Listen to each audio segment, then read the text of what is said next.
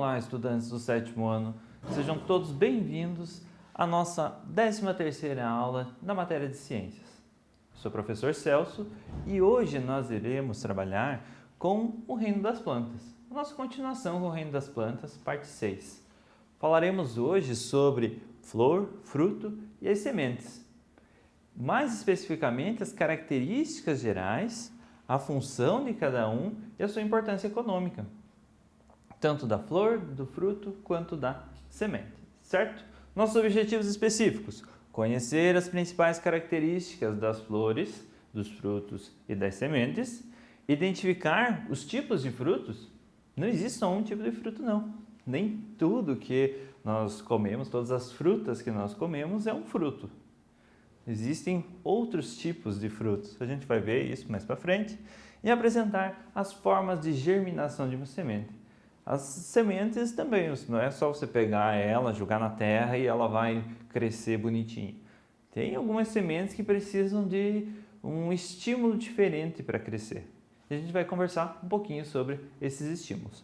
Antes da gente começar com essa parte de flores, eu quero que vocês tenham em mãos um caderno, um penal de vocês, que vocês vão utilizar para fazer anotações. Muitas palavras que a gente vê na matéria de ciências são novas. A gente não está acostumado com elas no nosso dia a dia, então é importantíssimo que vocês tomem notas dessas palavras, anotem lá no caderno, porque depois vocês conseguem retomar esse conteúdo e vai estar muito mais fácil de vocês entenderem ele tendo essas notas, tá certo? Então vamos começar. Flor. A flor é responsável pela reprodução sexuada das angiospermas. Lembram? Nas nossas aulas anteriores, as angiospermas são as únicas plantas, o único grupo de plantas que apresenta flor. Os demais não apresentam flores, eles são mais primitivos, certo? As flores são folhas modificadas que apresentam como principal constituinte sépalas, pétalas, androceu e o gineceu. Então, nós temos aqui as partes da flor nessa imagem. Vamos observar ela lá. Na imagem com a letra A, nós temos marcado androceu e o gineceu, todos no centro da flor. Na imagem B, nós já temos ela um pouco mais aberta. A flor está aberta, a gente consegue observar os estames, conseguimos observar as pétalas, as sépalas, os estigmas, enfim. Todas essas partes da flor a gente vai ver uma por uma e vamos explicar qual a função dela, beleza? Vamos lá. As sépalas. As sépalas das folhas são folhas modificadas, geralmente verdes, responsáveis por proteger as partes internas da flor. O receptáculo floral e o ovário.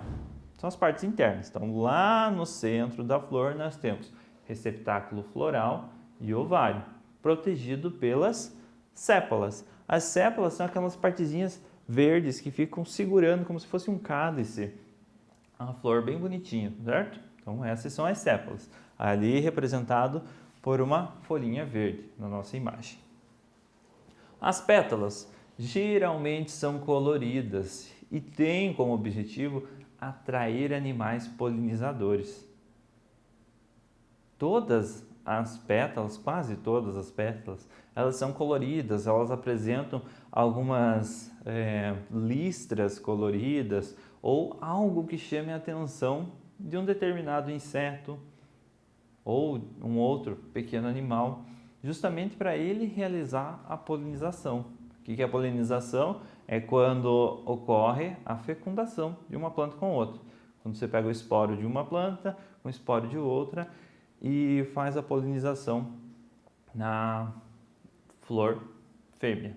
Tem flores que têm macho e fêmea separados, mas a que a gente vai ver aqui, ela é unida. Então, pega o pólen de uma flor e coloca na outra flor e isso vai fazer a fecundação. Essa fecundação, geralmente, vai gerar um fruto nas angiospermas e esse fruto vai ter lá no seu centro a semente.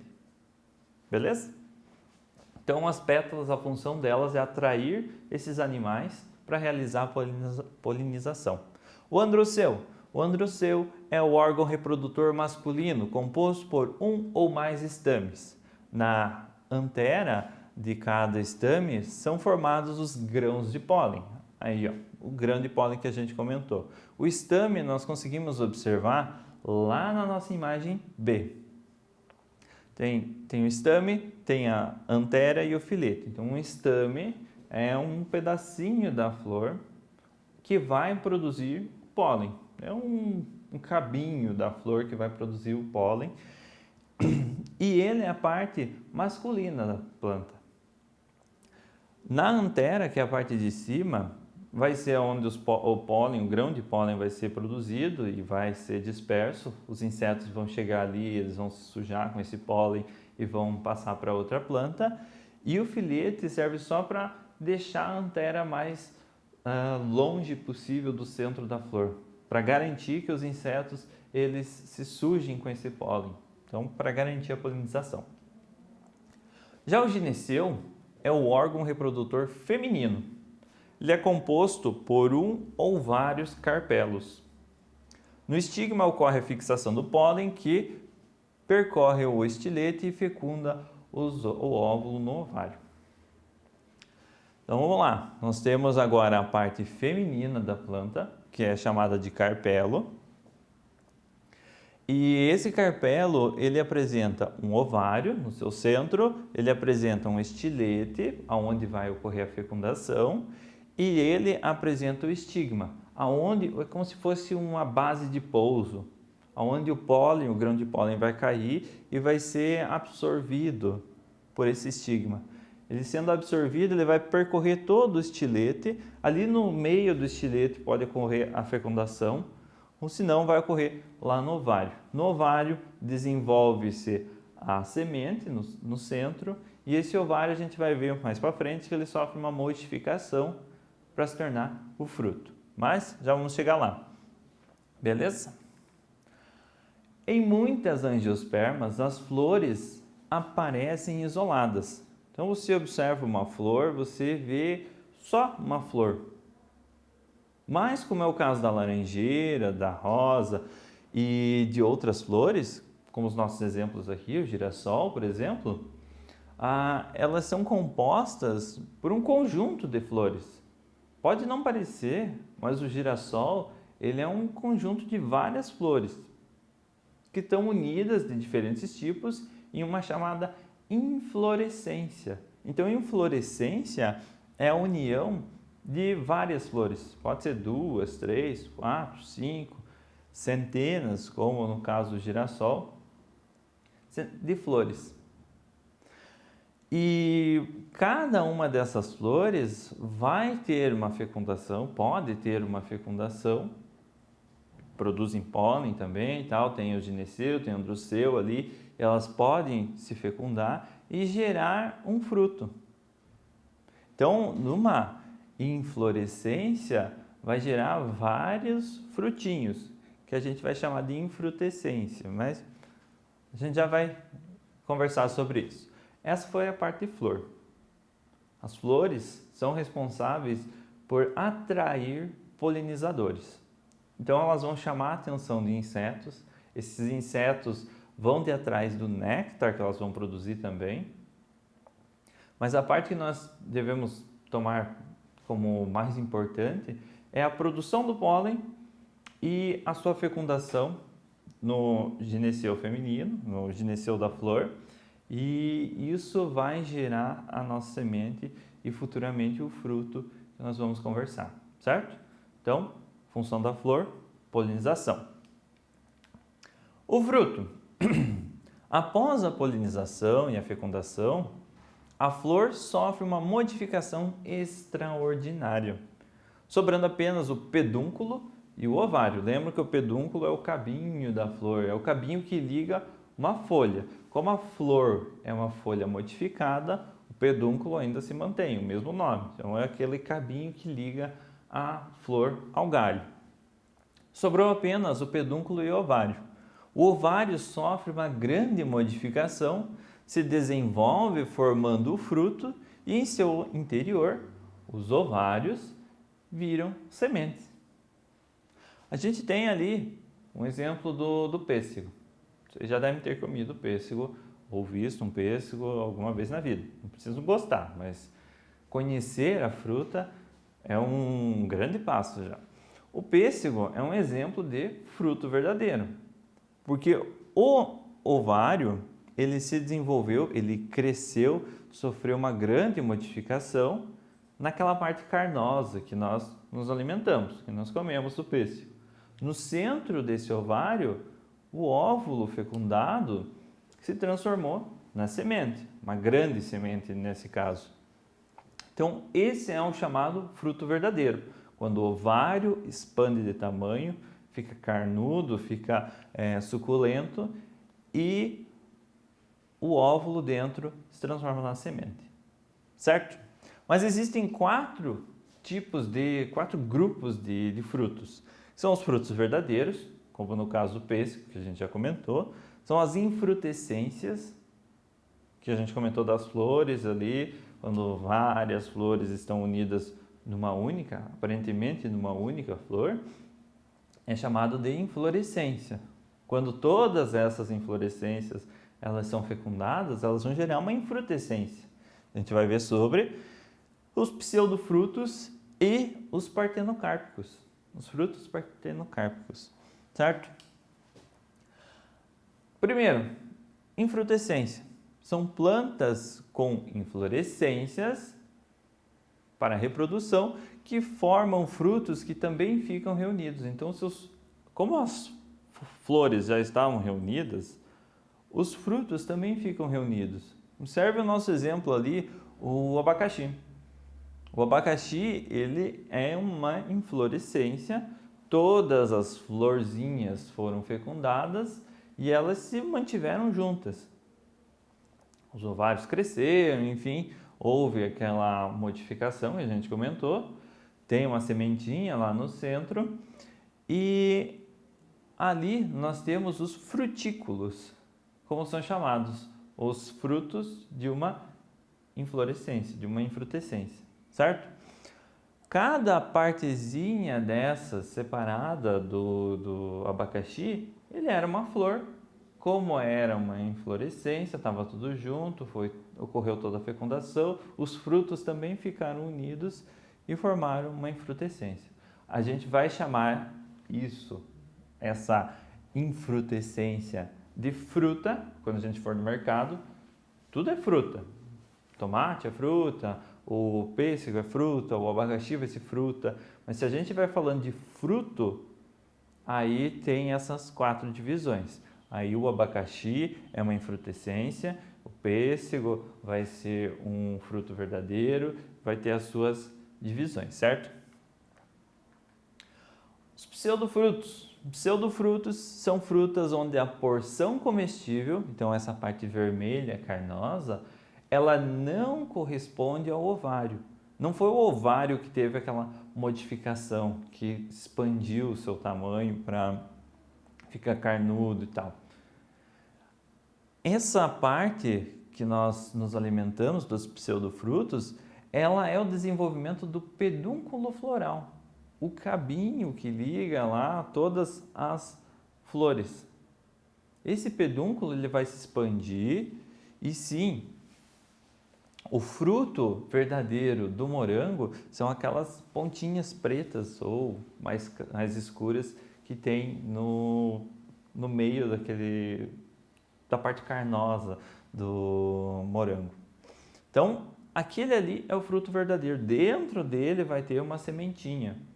Essa parte vermelha que chama atenção, que nós nos alimentamos, nada mais é do que o pedúnculo floral, aquele cabinho que liga as flores, certo?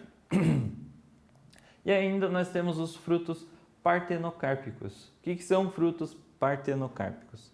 No caso da laranja Bahia, por exemplo, e da banana, é o ovário desenvolvido sem fecundação. É o ovário, como no fruto verdadeiro, só que não ocorreu a fecundação. Ou seja, a semente não vai se desenvolver, ela vai ser infértil. Sem semente, marcado ali. Vocês já perceberam, a banana, aqueles pontinhos pretos no centro dela, pode parecer que sejam sementes, mas não são as sementes dela.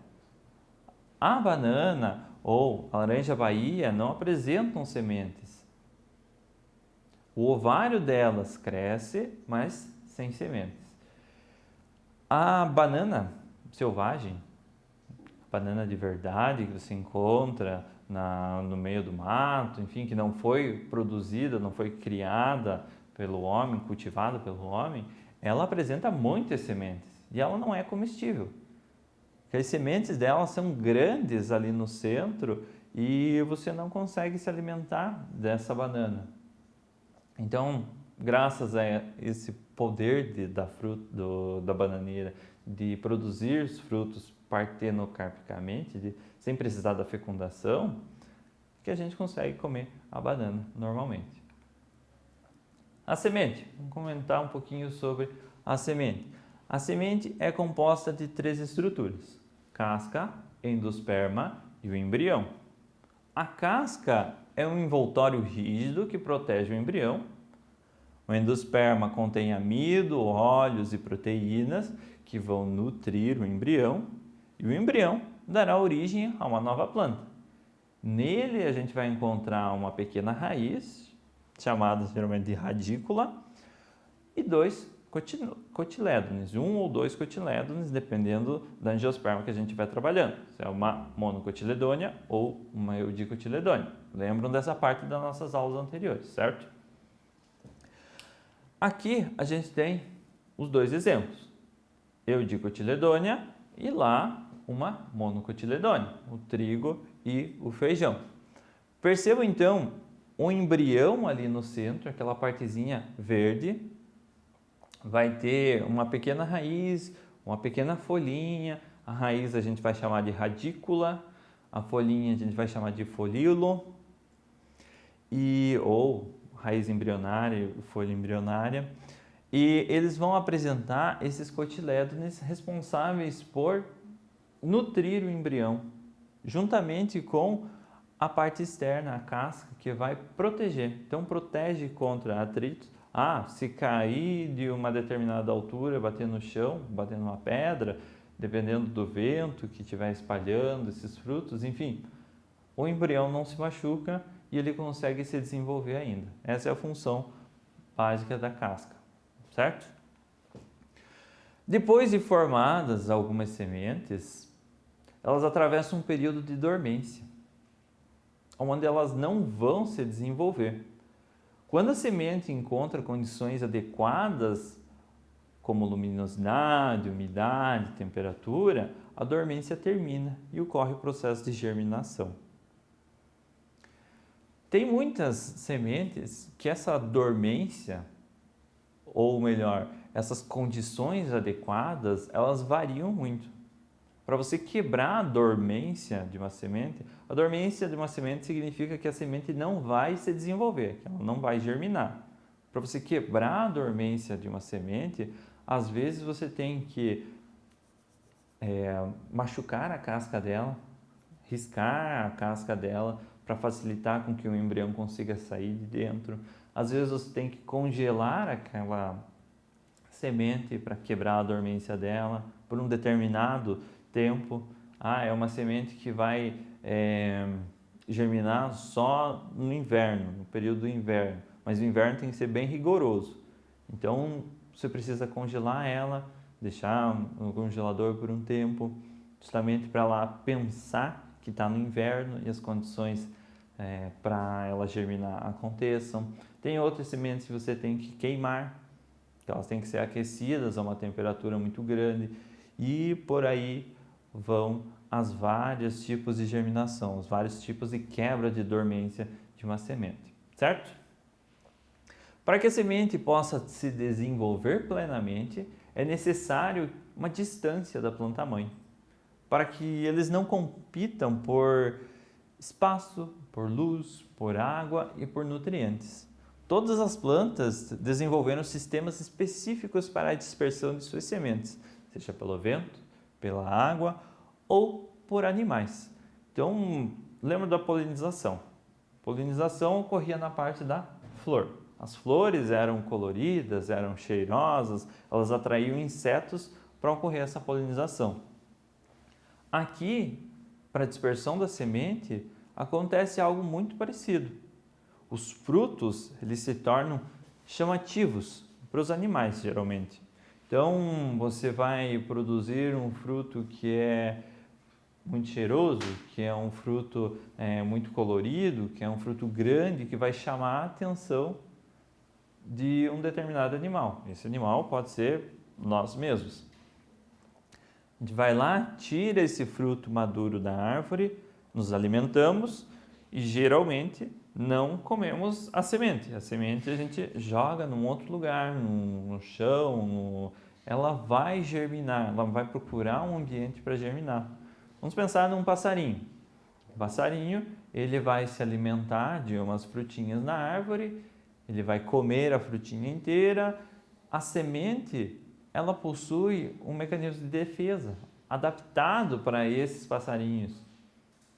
Ela não vai ser dissolvida no sistema digestório desse passarinho, mas ela vai passar inteira pelo sistema digestório e o passarinho vai precisar fazer as suas necessidades lá no galho da árvore ou no fio de luz, enfim, quando ele está sentado, e ali ele vai estar liberando as sementes. Essas sementes podem cair num solo fértil e se desenvolver longe da planta mãe que produziu essa semente.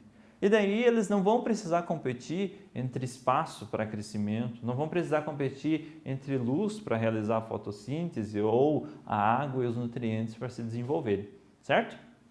A função do fruto é essa, dispersar as sementes. Como que vai ocorrer essa dispersão? São várias as formas. Animais, uma chuva forte que vai derrubar esse fruto e vai carregar ele numa enxurrada, um vento forte, aí depende da planta, depende do fruto que a gente está falando. Quais são os impactos econômicos? Como que a gente percebe que flores, frutos e sementes, como que nós, seres humanos, conseguimos utilizar isso a nosso favor para produzir dinheiro?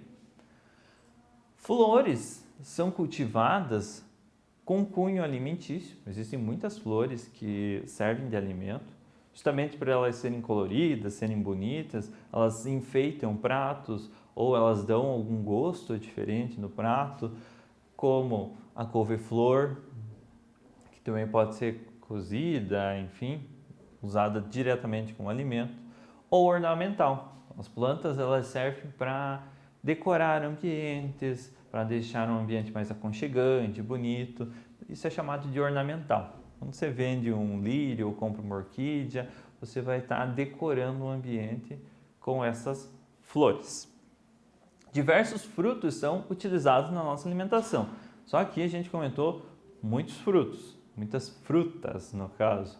A gente falou sobre morango, pêssego, falamos sobre o abacaxi, teve a uva também, em frutescência, enfim, todas essas frutas são comercializadas para consumo e isso gera uma renda.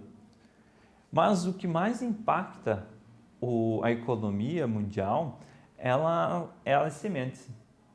Cerca de 65% de todos os alimentos produzidos no mundo provém de sementes, como o milho, o trigo e o arroz.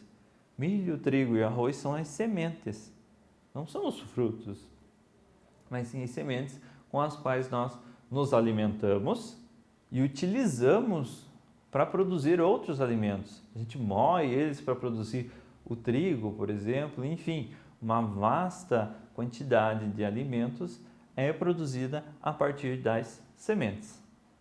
E as sementes destinadas ao plantio, elas geralmente sofrem um tratamento para garantir a sua germinação, sendo impróprias para o consumo. Então, eu quero plantar milho em casa. Eu vou comprar um pacote de milho de pipoca e vou plantar no quintal. Pode ser que algumas nasçam, que algumas sementinhas ali germinem, mas não quer dizer que todas elas vão germinar. As sementes destinadas para o plantio, elas geralmente sofrem um tratamento. Esse tratamento inclui colocar bastante agrotóxicos, enfim, pode ser até um transgênico, alguma coisa assim, que ela vai impossibilitar o nosso consumo. Então, se a gente consumir, pode ser que desenvolva alguma doença ou, enfim, algum malefício para o nosso corpo ela pode trazer. Sementes destinadas para o plantio não são comestíveis, elas são destinadas para o plantio, porque passam por um tratamento, tá certo? A gente vai comentar um pouquinho mais sobre isso no nono ano, sobre essa parte de tratamento, transgênicos, enfim, como que isso funciona, mas por enquanto é isso. Eu espero que vocês tenham compreendido o nosso assunto até aqui. Ele foi um assunto que a gente não está muito acostumado no nosso dia a dia. Frutas para nós eram frutas, todas eram frutas. Agora a gente já sabe que os frutos eles têm alguns grupos diferentes. Então a gente tem que ficar atento quando for falar isso em público. Não que seja uma regra, mas enfim, na parte da ciência é uma regra. Então a gente tem que tomar esse cuidado. A gente viu um pouquinho sobre as flores, os dois grupos, a parte masculina e a parte feminina da flor, e a gente falou também sobre a germinação das sementes. Então, quando vocês forem comprar uma semente para plantar, para plantio, vocês procurem por sementes próprias para plantio, justamente porque vocês vão ter uma certeza maior de que aquelas sementes irão germinar, certo? Então, se vocês tiverem alguma dúvida até aqui, retomem o vídeo, assistam novamente e nos vemos na nossa próxima aula.